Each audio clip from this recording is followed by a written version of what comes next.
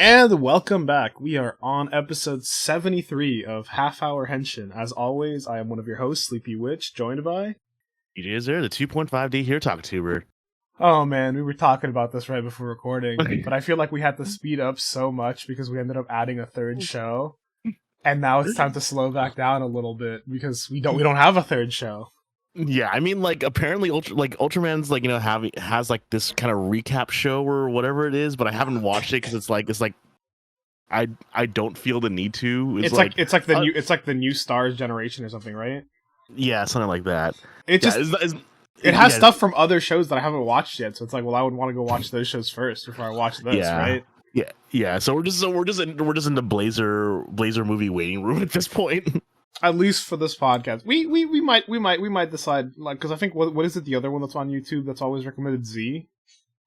Yeah, Zed. Yeah, Zed. Maybe we start watching Zed. Oh man, that's if I even have time. I mean, I would watch that, but we're in my watch party. We're currently watching a show called The Hero Yoshihiko, which is like the most budget, think Monty Python meets Dragon Quest. Okay, yeah. So I think yeah. I've seen some stuff from this because this is the one where the guy's like, I have poison all over my blade and I'll defeat you, and then he licks it and then dies immediately. Yep. Yeah. It's so funny. Yeah. And it's like, oh, what? I mean, it was kind of cool though. And he's just knocked out. Yeah. It's so funny. No. I've seen clips from it. It looks extremely funny. Yeah, it's really funny. That's what I'm watching for my Toku Sundays. Maybe I might watch Garo next, but I think there's other shows that I need to watch because what was it last year when I went to Japan World Heroes? I got to take pictures with Go on Red, and honestly, Go on I still need to finish watching, but at the same time, it's also competing with the fact that I'm trying to go through all of Universal Century for Gundam, and I'm 33 episodes into Zeta Gundam. So. Yeah, you're watching a lot of stuff. Yeah, we can just keep up with the current stuff, at least for this show anyway. Yeah, I mean, it's I might watch an older show, but I'm still not sure which one I want to watch. I mean, oh man, I want to be as cool as Little Karibo, who's watching every oh my god, I forgot the era. Heisei, yeah, he's watching every Heisei era show. So it's he's watched Kuga, he watched Ryuki, he's watched all the phase 1 stuff already. It seems like at this point, and it's so cool having someone so new and just is in wonder of everything Toku has to offer. I love seeing his tweets. No, it's really cool seeing his stuff. My only unfortunately, we're not dubbers / YouTubers, so we can't just watch shows all the time. I feel like that's the advantage he has. I feel like he probably has more free time, especially because he makes content out of it now too. Does he? I mean, I haven't seen it, but honestly, just seeing his tweets though, just bring a smile to my face. I'm so happy. They're very cute. Yeah, every time I see some of his stuff, he's so excited about it. It's really nice. Exactly. Oh man, talk about happiness. There's not much of it in Gotcha this week. I was gonna say, I'm talking about happiness. What are you talking about? Oh man, we're first of all, we get this Bayonetta ass amalgam with Angel. Yeah, I really like the design. I like just the whole vibe for it. The little angel thing sticking out in the front of it, but that's not the head. That's just another body part kind of thing. Yeah, it's when it first revealed itself, it's almost like Anima from the summon from Final Fantasy X. So it's really unsettling looking. Here's the thing, it is unsettling looking. I think it looks great. Especially all of these golden amalgams I think have looked really cool. I just really like just their theming in general. I mean, hey, where this episode is basically kind of addressing a little bit the Spanner's pissed because he can't win any fights against the new opponents, basically. Okay, so it's really funny because I saw before the episode was available for most people to watch in the West, I just remember seeing the tweet saying this episode was such good payoff for all those losses. It was so honestly, good. And again, you have to remember that like the bit I love the Spanner's a fraud allegations. I think they're incredibly funny. I think it's such a fucking funny meme. But again, if you're thinking about this in the context of the actual show, like he won most of his fights and he just started losing near the end when everyone got power-ups and he didn't. You know? Yeah. And it's like that one tweet that was like beautifully talking about how alchemy was in every henshin and Spanner's Iron Eyes is just a fraudulent version of it, so he's not using the full power. The fact that that's essentially canonized in this episode was so good. Yeah, and again, I really like that because that's really cool. Before, because he wasn't using like a driver and he wasn't like channeling the power properly, he couldn't use the full power of Akemi because it would like destroy his body. That's a super like thematic and interesting way of being like, this is why he's not as strong, especially because again, it is just a powered suit. As a usual thing, we know that most of the time those aren't as strong as the Rider System suits. That's just kind of like the vibe with them. In addition, like, man, finding out all the stuff about his backstory this episode. Yeah. Actually, talk about backstory. You know, just at least one more lighthearted thing. The fact that this episode starts off with his mom. Ichinose mom. High school. Ichinose's mom. Like, you got the actor reference, right? I did not.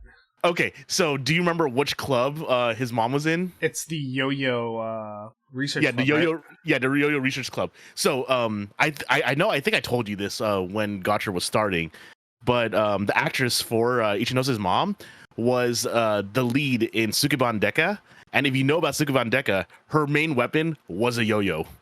Oh, that's really cool. I didn't realize that was a little reference. Yeah, it's so cute. I love that. That's really cute. I also do like that it was like it was ready, it was a reference, but it was also just funny that like everyone was like, "Oh, your mom seems like really generic. She was probably in like the tennis club or something." And it's like a super niche club. Yeah. I love when this fucking professor lady shows up and she's got the gotcha driver and there's just like a fucking hard drive attached to it. Like, I love seeing this like piece together like hard drive driver. It's so funny because it's literally like, what if we just take like a motherboard and like hot glue it to this plastic toy? Oh, you mean the Kamen Rider build special? Honestly. I love it though. It's so fucking funny. I also like the fact that again we are getting before like he has a special driver that like, you know, it does a combination between 2 level 6s instead of, you know, instead of making a 10, this one makes a 12. Yeah, and what was also kind of cute about it too was that like, you know, Ichinose, like, you know, hearing about it, like, you know, at first like he was kind of like, oh man, I have to deal with Spanner stuff right now, but the moment he says, wait, he gets to be a Kamen Rider too, like he's legitimately happy. He's super excited. He's not a bad boy. He just gets a little annoyed. Here's the thing, Spanner is like, one, he's already an A-ranked alchemist, which is kind of what he's aiming for. But in addition, again, at the beginning, Spanner shows up. He's better than Ichinose at everything. Literally, other than fighting, like, Spanner can cook better. Spanner is, like, better at dealing with other things. Like, Spanner actually knows how to use alchemy, like, properly, quote-unquote. So, like, you know, he's a little jealous. Yeah, but it's like, you know, it's like, oh yeah, he gets to be a Kamen Rider too.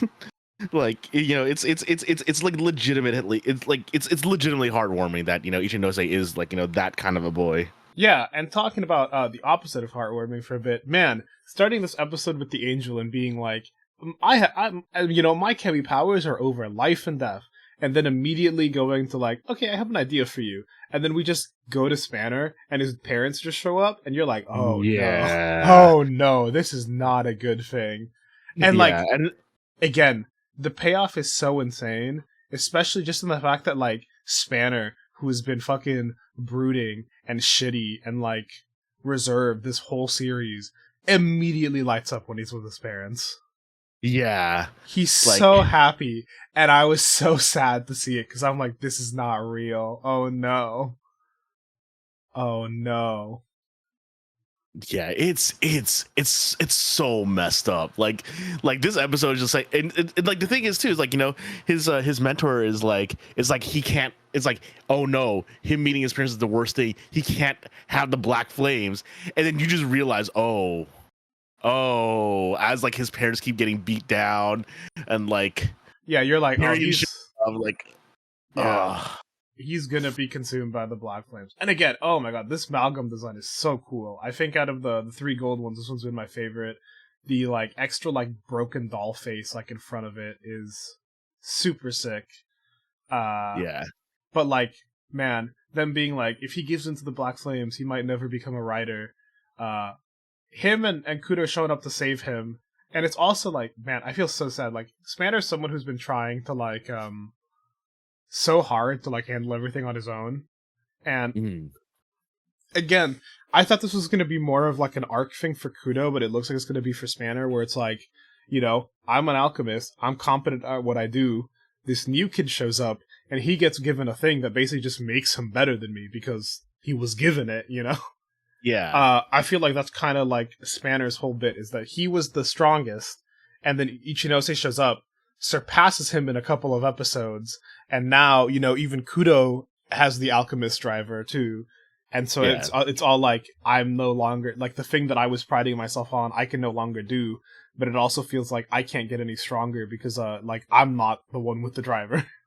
Yeah, and what's even cooler about this too is that, like, you know, the fact that his mentor, like, you know, I mean, like, you know, he basically, you know, says the whole thing, like, he basically realizes that, you know, he his memories of his parents, like, of his parents got erased, or like of the event got erased, and like she was the one that did it, but like, you know, she was also the one that was like, you know, mentoring him to like keep his emotions in check, like in every way possible. Like, and I like the bit that like the reason she erases memories was because she didn't want him out there trying to seek revenge.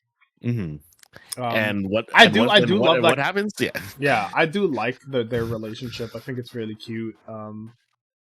It also just, man, it's so sad again seeing Spanner, someone who's like kind of been like fighting the lonely fight by himself, be chained up, and seeing his parents, you know, being killed, and him screaming like, you know, Ichinose, Kudo, like, help, someone help them.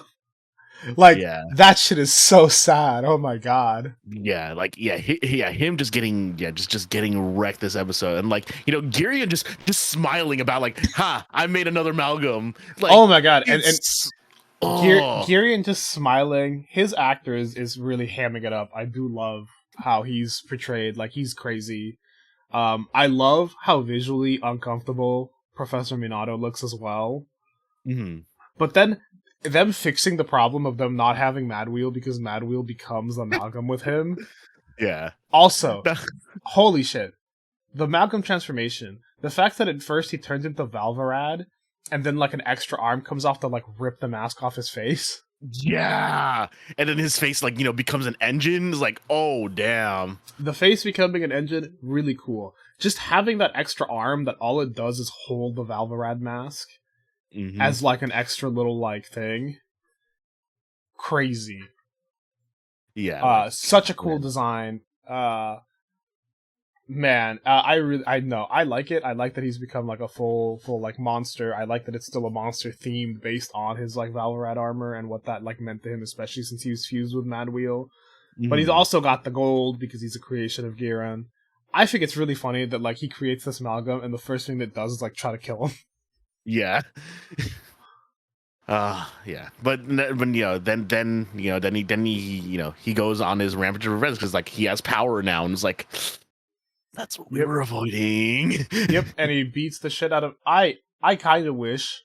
I know that they couldn't because they needed to use the angel for stuff later, but I kind of wish he could have just demolished the angel just to show us how much stronger Amalgam. Because he kind of starts beating the ever living shit out of it. Yeah, and it has to next episode. Yeah. Oh man! But also, like, he became Amalgam, but he was able to just turn back and is in some sort of control. Because it's not like he immediately attacks his Ichinose and Kudo or anything. He just leaves. Yeah, he's basically I mean, like, the thing is, like, now he is like he's unchained, like, because he doesn't have his memories anymore. But now, like, you know, now that he knows that he can get angry and get power from his anger. It's like, oof, this is bad. Yeah.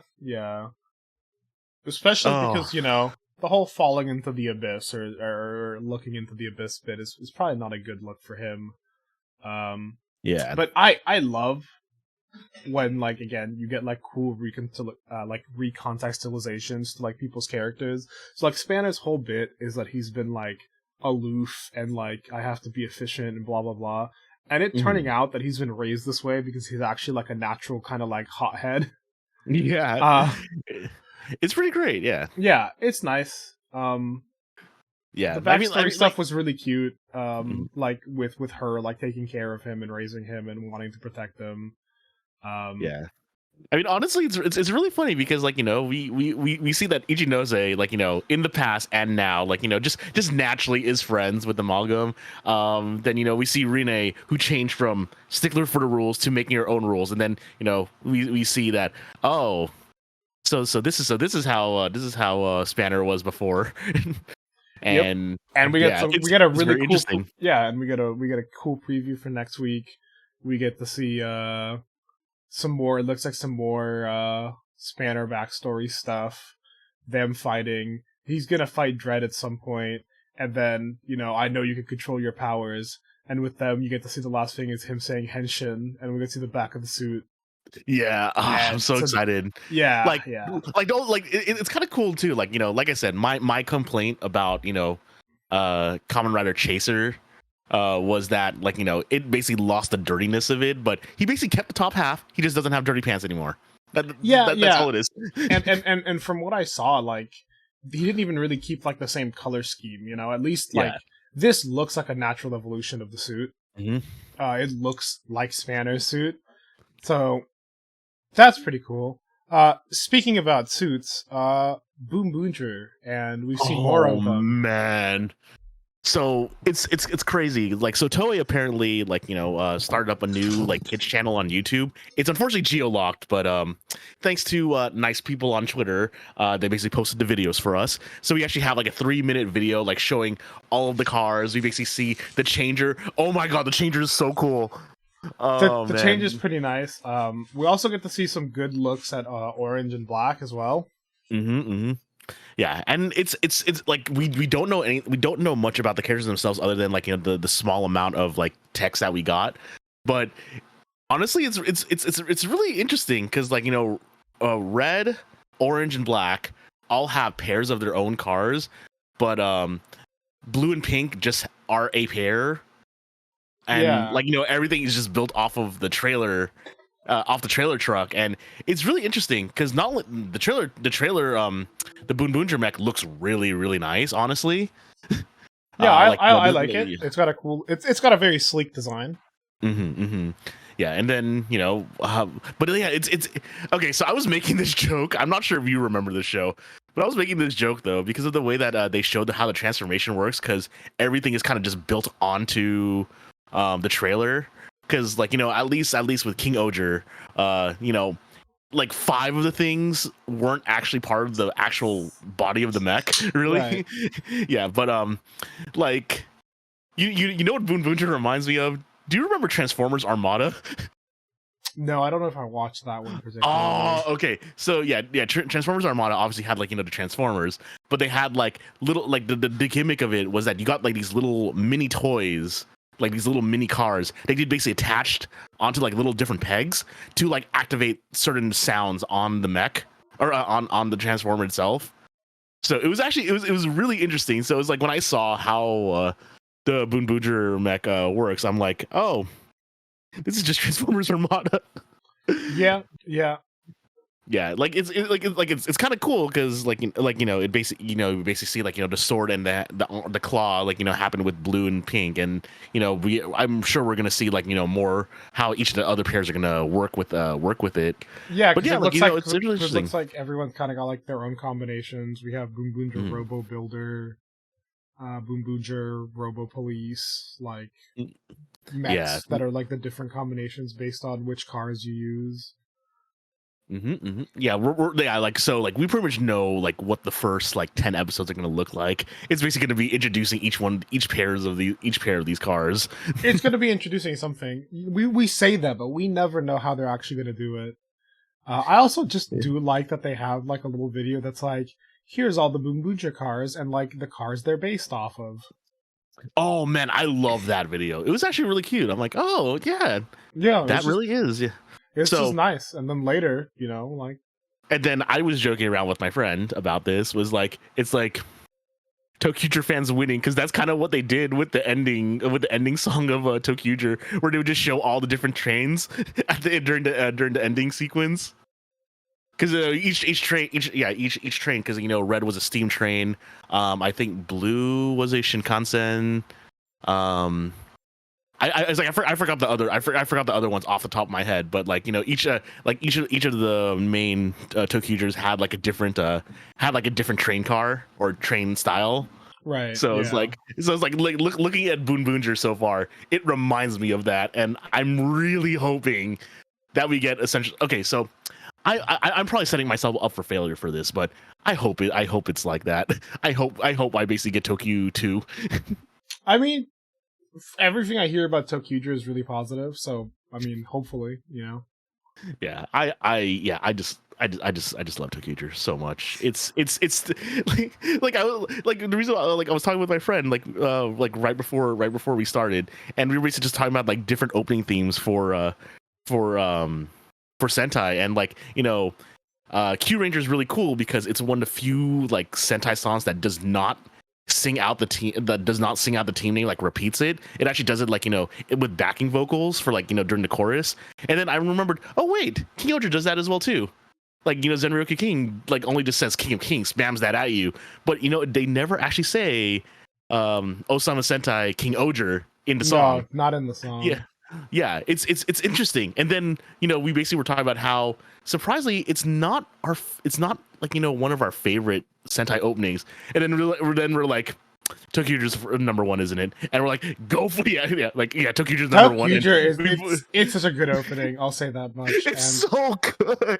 I will say just from these videos that I've seen, I am liking the music they're using for stuff. So I'm hoping the rest of the Bambuja music is this good. Yeah, like I said, it's like I need to set my expectations lower because trying to compare something to my favorite one will just end in failure for me. Yeah. I was like, I have to be careful with this. But like, it's like I'm really happy, like because we see Red's suit a lot. Like the suits look great. I like the little stripes up the sides as well too. I really like seeing them in motion. Yeah. Here's the thing. I already like the suits. We talked about this, but I think they look nice in motion. But with that, I think that's most of the things to talk about that. This week's episode of King Oger. Also life and death. Yay! Yeah, literally. Man, they really got to it like at the very beginning. We were like, oh, I wonder what Himeno's power is gonna be. It's probably gonna be, you were thinking like poison. We were like, it's gonna be something that kills because she's a doctor. That's the opposite of healing. Yeah. And it is the ability to reap life out of living things. Yeah, so like I actually did say Grim Reaper last week, so I'm like, yeah. Oh man. And we also find out that like kind of in the opposite, like the reason why she was paired with Jeremy this episode is that Jeremy's gift was eternal life. Yeah, which is cool. I'm glad we finally did explain that he doesn't just live forever because he just happens to live forever. Yeah, he just has eternal life. Yep. Grody got demolished at the beginning, and then he came back, and a bunch of Shugad souls like split out of him. Yeah, that was weird. Yeah. Yeah. I mean, it was weird, and then I think it had a pretty good explanation near the end. Just kind of getting to it, the fact that like Grody's actually already dead, and he's just alive by his own power was pretty nutty in my opinion. That was really cool. But it's really good that they did that because to contrast with the fact that Himeno's all about giving life. And the fact that, using Jeremy's immortal gift to give life to someone that's dead so that he appreciates the fact that life is a thing that you can lose. Like that was such a good theme in this episode. It was a good theme. Unfortunately, he did just start Fury of the Gods Part 2, like immediately after getting life. Yeah. Here's the thing. I mean, I'm hoping, because originally what I thought it was going to be is it was going to be kind of like Dungeons and Dragons rule, where he's necrotic, and so because he's being given life, it just like explodes him or whatever. Mm-hmm. But no, he did just come back to life, and he does feel more powerful now. So, I'm not sure how they're going to deal with that, but Fury of the Gods Round 2. Yeah, but one of the things I did love about this episode, though, was that, the way that they were, like, killing him was, binding him with Jeremy's webs, and then, him and us saying, I, as a doctor, I'm giving you your diagnosis. Like, that was so sick. Like, that was so good, and the diagnosis being like, actually, you're already dead. Mm-hmm. Which is also funny. Okay, which brings me back to, what was it, episode 7, where it's like, where it's like I pointed out how Twitter pointed out the fact that Toei has the sounds for Fist of the North Star, so they've actually used it with Himeno a couple times already. Yep. So the fact that she also used the Fist of the North Star, the fact that she was like, you were already dead. Oh my! It's so good. No, it was great. The other thing I really liked in this episode, just honestly, Rackles was great in this episode. Him and Jeremy having that like hidden conversation, and he was like them talking about how like, oh, perhaps the reason they were hidden away was that like the Sixth King was actually exiled, was like to protect him and his mother. And he's like, him being like, ooh, that's a nice bit of subtext right there.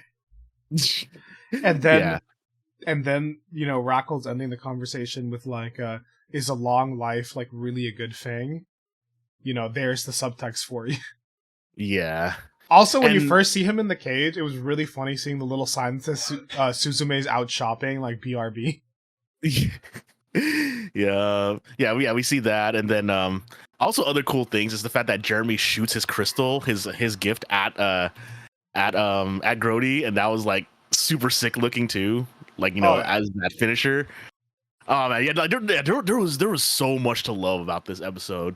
Like it's like it was so thematically like sound. I loved it. I also really like the fact that like 90% of the time you get like character who's lived for a long time and can't die, and he's always like super depressed, like, oh my god, living life for so long means that like I've lost everyone so many times.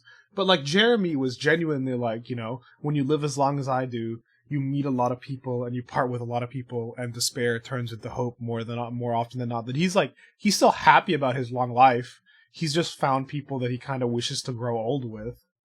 Yeah. But it's not the like, oh, woe is me, I've lost everyone because I've lived so long. It was more like, I've lived a long, happy life, and I think I'm kind of ready to move on to like the next stage of my life, basically. Yeah, and talking about depressing stuff, man, just how emotional that ending was. Like, you could be a girl now, right? It's like, what does that supposed to mean? You could let your emotions out. Like, oh man, like, yeah, it's okay to cry. And he's like, and ruin my makeup? Absolutely not. Yeah, it's like, but then you see the look on Jeremy's face too. He's like, oh. I guess I can't cry either. Yeah. I also just love their eyes are just full of tears. It's so good, man.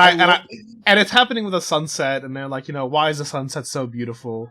Oh, because it's so ephemeral. Like, oh man, oof. Yeah, it's so good. Things are beautiful because they're fleeting. Life is beautiful because it's fleeting. Like, it's so good. Reminder: Super Sentai's a kid show. Yeah, literally. But again, that's part of me. Part of the thing that I like about it is that it's a kids show that like doesn't treat kids like morons. Exactly. Yeah, it's so good. Again, things are silly, things are dumb. It's not like we're seeing heavy blood and gore or anything. Like, yeah, but it's not also like sanded down to where it's just like colors and shapes because kids, yay. Yeah, like they've been there's been some episodes that weren't as like super great, like last week's, like us mostly complaining about last week's episode. But, yeah, here's the thing, like, and again, like the A plot was fine, it was just the B plot was kind of weird. Yeah, but again, it was just they were doing a thing for a kids show. It was kind of whatever. Like, Well, one episode in a bunch of good ones isn't gonna like kill me, especially when it's like they're just doing a kid's joke, basically. Like, okay, cool. Okay, and I guess just to end the discussion about this episode, talking about like the different gifts that they all have, the fact that so I'm taking this from my Discord, but the fact that Gira, his immortality, coming from Doug Dead is what's going to enable him most likely to kill Doug Dead. We're not beating the Gurren Lagann accusations. He's Nia. Yeah. I mean, he's gonna have the spiral power at the end, just like Simon, because he also had the same spiral eyes. Oh man, but I mean, not yeah. Here's the thing. The thing that I'm wondering now is because we've gotten everyone else's. I'm wondering what Gira's like actual royal power is. Mm-hmm. Unless it's just the golden suit, which I guess technically it could be, but I feel like that's kind of lame. Well, actually, wait, no, I think it is because like when they show like all the when they're showing like their symbols. Gears right? was the crown. Yeah. Yeah. Okay. So that makes sense. So so he's got the crown. We've gotten ice, fire, life, death, lightning. Yeah. Lightning. Yeah, so it's interesting because I mean, like, don't forget. Yeah, so pretty much like Gear's power pretty much is Doug Dead's power, which basically means that he was basically gonna destroy Shigatum. So like, I guess that counts as his power, right? Yeah. It sort of does. Here's the thing: it works thematically, so I'm not gonna complain about it too much. Yeah, but now we have the next episode where shit's gone bad. Yep, and we're the second to last, right? We got 2 more. We have 3 more. I think it ends at 49. Okay, 3 more. Okay, so I mean, we're counting down then. Yeah, let's see. 3. Wait, what was coming? What was coming, Boone? I think it was coming Boone. Was not the coming Boone 3333. So March 3rd. So 3 February 3rd, February 10th, February. Oh, sorry. It was no. It would be February 4. So we basically have 4 weeks, 4 more episodes. Well, technically not 4 more episodes. So 47, 48, 49, and I believe we have a special. So that will be the 25th, and then Boon Boonger starts on the 3rd of March. Interesting. That'll be cool. I'm excited to see whatever Boon Boonger's up to. Because again, we have a lot of like aesthetic choices. We have absolutely no like story vibes at all. Yeah, so far. Because at the very least, with Azure, we got the like they're kings and they have to come together to do this. And like, okay, we have something. In this one, it's like they have cars. That's all you know. Yeah, like I think there was some stuff like when they did the announcement, but the big stuff will be when we get the press conference, and I believe that's this week. We'll see. I mean, if it is, we will talk about it next week. But with that, we have been Half Hour Henshin. Thank you so much for listening. Later. Yep. Later. This program is brought to you by our unending love of Tokusatsu. If you enjoyed the show, please be sure to like and subscribe. And hit the bell for notifications. And if you would like to support us further, consider becoming a patron at our Patreon, Half Hour Henshin. You can get some exclusive benefits, such as your name in the credits and joining our sticker club. Or, if you want to help with a one-time donation, you can also find us at Ko-fi at Half Hour Henshin. You can email us with any questions or theories at halfhourhenshin@gmail.com or on Twitter at halfhourhenshin.